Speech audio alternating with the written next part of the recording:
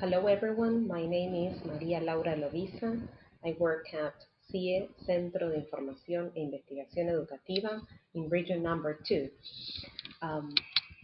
This video is aimed at encouraging teachers of English to work with poetry within the classroom. Well, nowadays we may say the virtual classroom. The activities suggested in this video may work for both primary and secondary level. The title is Developing Poetry in the EFL Classroom. Developing reading and writing skills. So as to develop reading skills in a foreign language, it is very helpful to read aloud with children while they follow pictures or the text in a story, a book, an article. Exposing our students to the language should not be forgotten these days. An audio, a video call are strongly recommended on a regular basis within our possibilities and our students' possibilities, of course.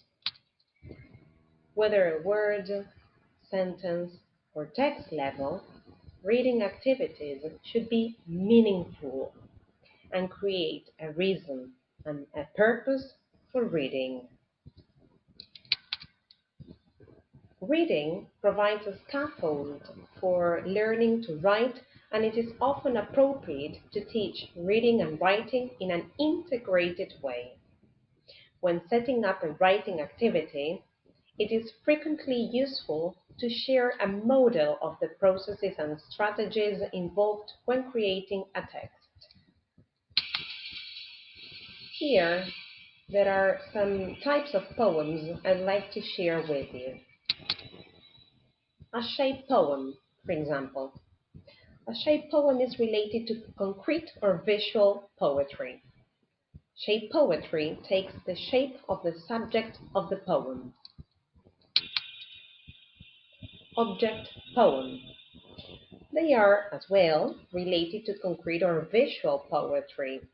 They are aimed at observing, touching, and examining an object closely. The answers are used to create a poem.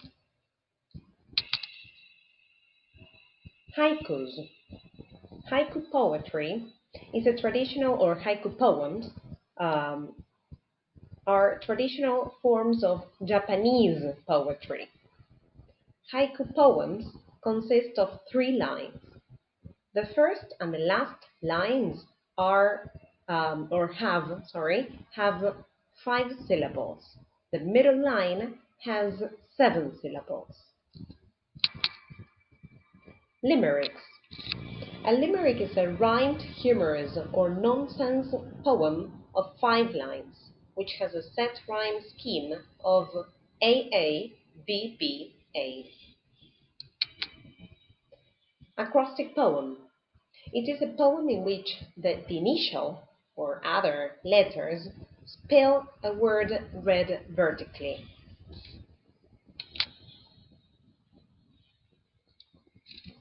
Five senses poems. They are aimed at creating and writing a poem based on the 5 senses. Feelings poems. They are aimed at expressing personal feelings. So here are some comments, some things to have in mind. These activities may encourage students to visualize and imagine objects, people, places, characters as a prompt for ideas. In some cases, questions provide a scaffold which helps students structure the poem. Some of the poems allow for personal, divergent responses and can be realized at different levels. Students will probably need to use L1, their mother tongue, when revising and editing their poems. So do not freak out if you have to use Spanish to clarify some aspects. Maximize the benefits. What does it mean?